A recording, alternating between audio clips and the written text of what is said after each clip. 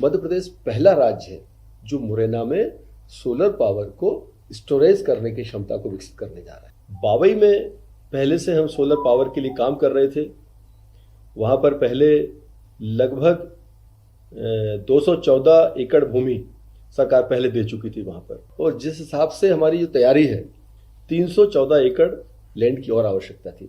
आज कैबिनेट ने वो एक स्वीकृति प्रदान की है, और नर्मदापुरम अकेले के लिए नहीं, ये मध्य प्रदेश के लिए एक बड़ी उपलब्धि है। नमस्कार।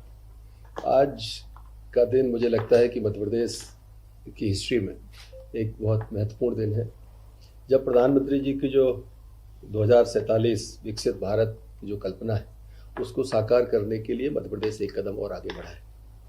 और माननीय मुख्यमंत्री जी के नेतृत्व में ये प्रदेश लगातार इंडस्ट्रियलाइजेशन हो, नवाचार हो, गुड गवर्नेंस हो, उसमें हम लगातार आगे बढ़ रहे हैं।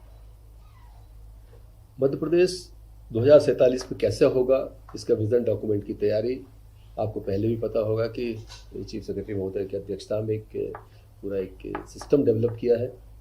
और आज माननीय मुख्यमंत्री जी ने मंत्रि परिषद से आग्रह भी किया है कि सब इसकी तैयारी में जुटें और इसकी समीक्षा करें, और निर्धारित समयावधि में जब ये विजन डॉक्यूमेंट तैयार होकर कैबिनेट के पास आए तब वो पूरी तरह से जो मोदी जी के सपनों का मध्य प्रदेश है, मोदी जी के सपनों के भारत को बनाने वाला मध्य प्रदेश है, उसमें पूरी उसकी पार्टिसिपेशन रहे, उसकी सहभागिता रहे। ये अपेक्षा माननीय मुख्यमंत्री जी ने आज सभी हमारे कैबिनेट के अंदर सदस्यों से की। एक बड़ा निर्णय मध्य प्रदेश में ऊर्जा के क्षेत्र में आज हुआ है, और मुझे लगता है कि ये आगे आने वाले वर्षों में एक मील का पत्थर साबित होने वाला है। नवकरणीय ऊर्जा क्षेत्र में मध्य प्रदेश पहले से बढ़िया काम कर रहा है, और मुझे लगता है हम वो वाहिद राज्य हैं जहां पर नवकरणीय ऊर्जा में हम रिसर्च का काम कर रहे हैं। उनके यंत्रों को बनाने में हम उसमें आगे बढ़े हैं, उसके माध्यम से ऊर्जा का उत्पादन भी करेंगे, सोलर ऊर्जा एनर्जी का। और अभी तक सोलर पावर जो थी वो हम बनती थी और चलती रहती थी, स्टोरेज का कोई प्रावधान उसमें था नहीं। मध्य प्रदेश पहला राज्य है जो मुरैना में सोलर पावर को स्टोरेज करने की क्षमता को विकसित करने जा रहा है। मुझे लगता है ये देश में एक महत्वपूर्ण निर्णय मध्य प्रदेश ने किया है, और माननीय मुख्यमंत्री जी को तो मैं विशेष रूप से बधाई देना चाहता हूँ। उनके नेतृत्व में हम इस दिशा में सरकार आगे बढ़ रही। एक बड़ा निर्णय आज और हुआ है। मुझे लगता है आज का दिन नवकरणीय ऊर्जा के नाम अगर किया जाएगा तो शायद ये अतिशयोक्ति नहीं होगी। मैं इस बात को समझ सकता हूँ। मैं लंबे समय भारत सरकार की जो पावर स्टैंडिंग कमेटी थी उसमें रहा मैं, और मैं सोच सकता हूँ कि ये मोदी जी का एक सपना है कि बिजली उत्पादन जो है वो सौर की तरफ और विंड की तरफ समय के साथ बढ़ना चाहिए, और आज हमारी सरकार उसमें आगे बढ़ी है। बावई में पहले से हम सोलर पावर के लिए काम कर रहे थे।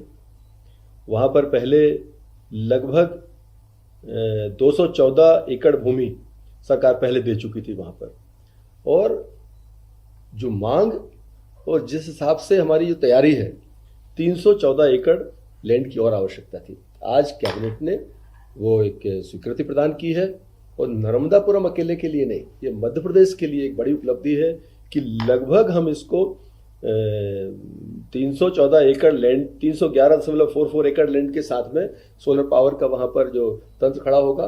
और अभी जो हमारी रीजनल इन्वेस्टर्स कॉन्क्लेव जो होने वाली है नर्मदापुरम में, मुझे लगता है उसके पहले हमारी तैयारी होगी कि हम इसका माननीय मुख्यमंत्री जी से भूमि पूजन आदि करा के इस व्यवस्था को आगे बढ़ाएं। और इस परियोजना की बनने से मुझे लगता है इसका क्षेत्रफल विस्तार होने से मध्य प्रदेश में सोलर पावर को लेकर एक बड़ी मांग जो है कि डिमांड और सप्लाई के बीच में जो एक गैप बनता है कई बार, उसकी पूर्ति में इसकी महत्वपूर्ण भूमिका रहेगी। एक हमारा एक भोरी भोपाल जिले में, इसमें भी भूमि आवंटन की और आवश्यकता थी, तो आज जो है इसको लगभग 21.494 हेक्टेयर भूमि नवीकरणीय ऊर्जा के लिए आज हस्तांतरण करने के लिए भी एक अप्रूवल हमारी सरकार ने दिया है। और NITSER का जो अधिनियम के तहत 2008 में की गई थी। संस्थान विशुद्ध एवं अनुप्रयुक्त विज्ञान में अनुसंधान के क्षेत्र में विश्वस्तरीय एवं उत्कृष्ट कार्य कर रहा है। प्रस्तावित अनुसंधान केंद्र का प्रमुख उद्देश्य सोलर सेल की दक्षता में वृद्धि करना, ऊर्जा के नुकसान को कम करने के अलावा पवन ऊर्जा सहित नवकरणीय ऊर्जा के अन्य स्रोतों में विश्व स्तरीय अनुसंधान को बढ़ावा देना है। इसमें मुझे लगता है कि आज की स्वीकृति के कारण इसमें बड़ा लाभ मिलने वाला है। तीसरा एक बड़ा निर्णय जो आज यहाँ पर हुआ है कि जब हमारी ये सरकार माननीय प्रधानमंत्री जी के नेतृत्व में तीसरी बार एनडीए की सरकार बनी, तो प्रधानमंत्री जी ने, अगर मैं तारीख समझ पा रहा हूँ, शायद अगस्त की तारीख में भारत सरकार ने अपनी कैबिनेट में देश के अंदर आवास योजना 3 करोड़ नए आवास, 2 करोड़ ग्रामीण क्षेत्र में, 1 करोड़ शहरी क्षेत्र में जो आवास बनाने का एक कैबिनेट अप्रूवल देश में आया था। मध्य प्रदेश को भी उसमें लक्ष्य मिला है और आज हमारी मंत्रिपरिषद ने माननीय मुख्यमंत्री जी के नेतृत्व में उसको भी अप्रूव किया है कि आगे आने वाले समय में हमारी जो आवास की योजना है उस पर भी शहरी और ग्रामीण क्षेत्रों में समान रूप से लोगों को लाभ मिलेगा और स्वयं की भूमि पर लगभग 2.5 लाख रुपए सरकार उसमें देने वाली है। और आवास के क्षेत्र में पैसा जाने से एक साइकिल विकास की बढ़ती है।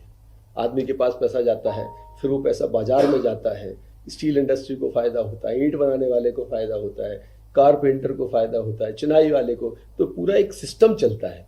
तो मध्य प्रदेश में उस योजना के लागू होने से भी काफ़ी लाभ होना है।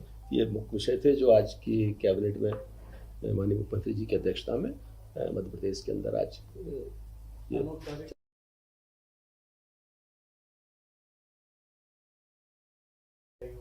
नहीं, ये अनौपचारिक जैसी कोई बात नहीं है। आज चूंकि माननीय उपराष्ट्रपति जी का उज्जैन प्रवास है, तो माननीय मुख्यमंत्री जी उनके स्वागत और उस कार्यक्रम के लिए वहाँ पर गए हैं, ताकि मध्य प्रदेश में गुड गवर्नेंस के लिए लगातार मंत्रिमंडल के साथ ही काम करें और जो सरकार की मंशा है, माननीय मुख्यमंत्री जी का जो एक लक्ष्य है कि आम आदमी तक हमारी सरकार की पहुँच हो, हर हाल में हमें उस पर काम करने की आवश्यकता है।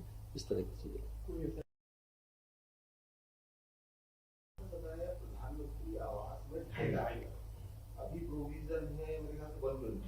नहीं, इसमें शहरी क्षेत्र में 2.5 लाख रुपए है और ग्रामीण क्षेत्र में 135.15 हजार रुपए देते हैं हम उनकी मजदूरी का, मनरेगा से। तो 1,35,000 रुपए सीधा हितग्राही को मिलता है। अगर वो मजदूरी करना चाहता है तो 15,000 रुपए मजदूरी के एवज में उसको प्रदान किया जाता है। ग्रामीण क्षेत्रों में 1.5 लाख रुपए का जो हमारा वो है उस तरह का बैरियर रहेगा और शहरी क्षेत्र में 2.5 लाख रुपए का। Eklavya University Damoh will guide you towards a bright future. 28 acres of lush green campus, largest campus of Bundelkhand, experienced and dedicated faculty. 50 future-ready courses taught in 12 different schools, separate courts and ground for sport, fully equipped lab and workshop, safe and fully equipped separate hostel for girls.